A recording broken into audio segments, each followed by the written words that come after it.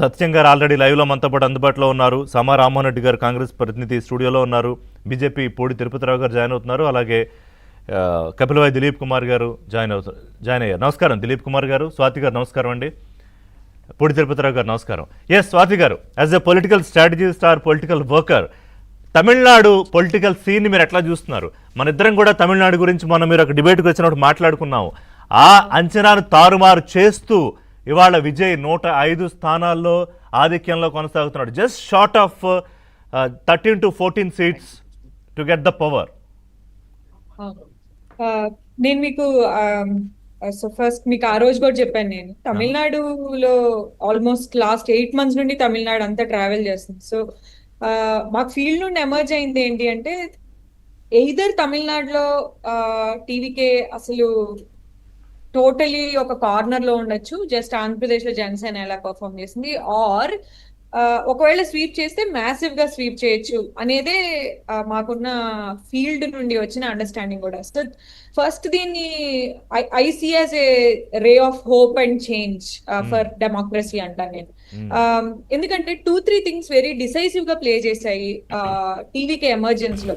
ఒకటి, compare to Andhra Pradesh youth, Tamil youth ఎలా ఉన్నారంటే cross cutting caste, cross cutting region, cross cutting religion వాళ్ళు టీవీకేతో అలైన్ అయ్యారు, విజయ్ ఇమేజ్ తో అలైన్ అయ్యారు.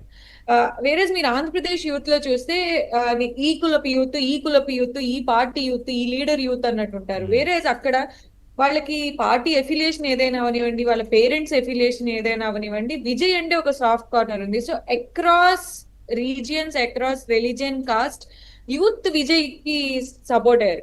అండ్ రెండోది ఏంటంటే, టీవీకే స్ట్రాటజిక్ గా కూడా మనం టీవీకేని గమనిస్తే వాళ్ళ ఎనర్జీస్ ని డిసిపేట్ చేయలేదు. అంటే వాళ్ళ ఎనర్జీ అంతా అన్నిటి మీద పెట్టలేదు, చాలా కేర్ఫుల్ గా స్ట్రాటజిక్ గా ఓన్లీ ఈవెంట్సే చేశారు, విజయ్ బేస్డ్ ఈవెంట్స్ మాత్రమే చేశారు. మొత్తం క్యాంపెయిన్ మీరు గమనిస్తే విజయ్ సెంట్రిక్ గానే నడిచింది. Vijay leadership, Vijay personal life, Vijay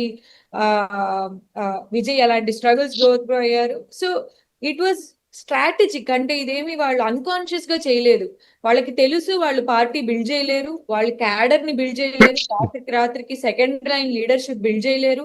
అందరు వీటిని వీక్నెసెస్ అని చెప్పారు. యాక్చువల్లీ మీకు సెకండ్ ర్యాంక్ లీడర్షిప్ లేరు, మంచి స్పోక్స్ పర్సన్స్ లేరు, అసలు కరూర్ క్రైసిస్ అయినప్పుడు టీవీకి రిప్రజెంట్ చేసే వాళ్ళు ఎవరు లేరు. సో అసలు లీడర్షిప్ లేదు, క్యాడర్ లేరు, అంతా జస్ట్ ఫ్యాన్ క్లబ్ ని పెట్టుకుని మీరు ఫ్యాన్ క్లబ్ ని పార్టీ లాగా మార్చాలనుకుంటున్నారు అని.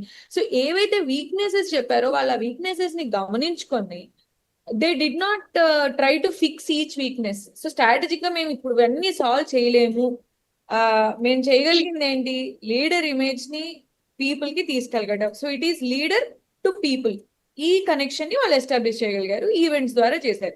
నెక్స్ట్ ఇంకొక ఫెంటాస్టిక్ థింగ్ నేను వెరీ క్లోజ్లీ మా ఫ్రెండ్స్ క్యాంపెయిన్ లో గమనించింది ఏంటంటే, అంటే ఇలాంటి స్టార్లు ఎంతకు ముందు కూడా వచ్చారు, ప్రభుత్వాలు తీసుకొస్తా ఉన్నారు, మార్పు కోరుకుంటున్నా ఉన్నారు, కానీ అసలు ఎక్కడ ఆ మేర వాళ్ళని పెద్దగా కన్సిడర్ చెయ్యలేదు కదా ప్రజలు. But why Tamil Nadu is so special, why Vijay is so special?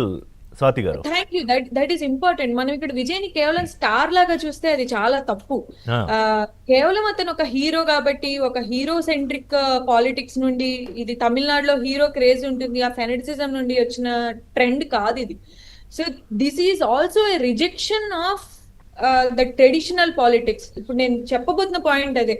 మీరు టీవీకే పాలిటిక్స్ గమనిస్తే it's all social media politics. మీరు టీవీకే క్యాండిడేట్స్ చూడండి, అసలు కొత్త ఫేసెస్, వాళ్ళకి పార్టీస్ గురించి ఏం తెలియదు, పాలిటిక్స్ గురించి ఏం తెలియదు, జస్ట్ టీవీకేకి ఇన్నాళ్ళు ఫ్యాన్ క్లబ్ లీడర్స్ లాగా ఉన్నారు. బట్ డిస్ట్రిక్ట్ సెక్రటరీస్ కి టికెట్లు ఇచ్చారు.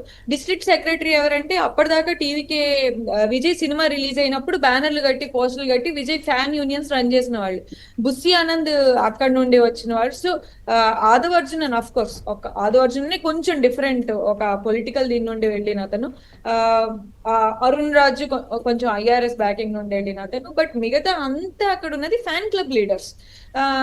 సో వాళ్ళ క్యాంపెయిన్ కూడా మీరు గమనిస్తే many creative ways of social media campaign. 80,000 90,000 followers, 1 lakh followers ఉంటారు. డిఎంకేని అటాక్ చేయడానికి శవయాత్రలు చేస్తూ నామినేషన్లు చేసిన వాళ్ళు ఉన్నారు. ఫీల్డ్కి వెళ్ళిపోయి రివర్స్ పక్కన కూర్చుని అక్కడ నుండి లైవ్ వీడియోలు చేసిన వాళ్ళు ఉన్నారు. సో మెనీ క్రియేటివ్ వేస్ లో యంగ్స్టర్స్ అంటే ఇవాళ పిల్లలు, ఇంకా చెప్పాలంటే పిల్లలు, సోషల్ మీడియా కార్యకర్తలు, విజయ్ ఫేసు, ఈ మూడేనా ఇవాళ ఓడించినవి డిఎంకేని? ఖచ్చితంగా జెన్సీ ప్రభావం అనాలి మనం దీన్ని. కేవలం మొన్న కూడా మీరు అన్నారు ఆ రోజు నాతో. నేను అన్నాను yes, actually that is going. నాకు ఇండియన్ డెమోక్రసీలో ఇవాళ నేను యాక్చువల్లీ ఓపెన్ స్టేట్మెంట్ నేను చేయాలనుకుంది ఏంటంటే, ఇవాళ ఇండియన్ డెమోక్రసీలో mix of hope and pain అన్నమాట. హోప్ తమిళనాడు ఇస్తే పెయిన్ వెస్ట్ బెంగాల్ ఇస్తుంది. సో హోప్ ఏంటి అంటే alternative politics, youngsters in politics, new issues in politics. ఇది కేవలం ఫ్యాండమ్, మరి జనాలు ఓట్లు వేసిన వాళ్ళంతా అతని హీరో వర్షిప్ చేసేసారంటే అబ్సల్యూట్ ఏదో వెర్రెక్కిపోయి వచ్చి ఓట్లేసారు అనుకోవడానికి, అట్లా చూడడానికి లేదు. ఎందుకంటే Vijay also stood for many values. ఇందాక నేను మీ డిబేట్ ని గమనిస్తున్నాను, ఒక ఆయన పాయింట్ తీసుకొచ్చారు. విజయ్ ఏంటంటే he consciously rejected BJP, he rejected pressures. ఆయన మీద ఎన్నో పర్సనల్ ఇష్యూస్ అన్నిటినీ తీసుకొచ్చారు, వాటి అన్నిటినీ హీ విత్స్టూడ్.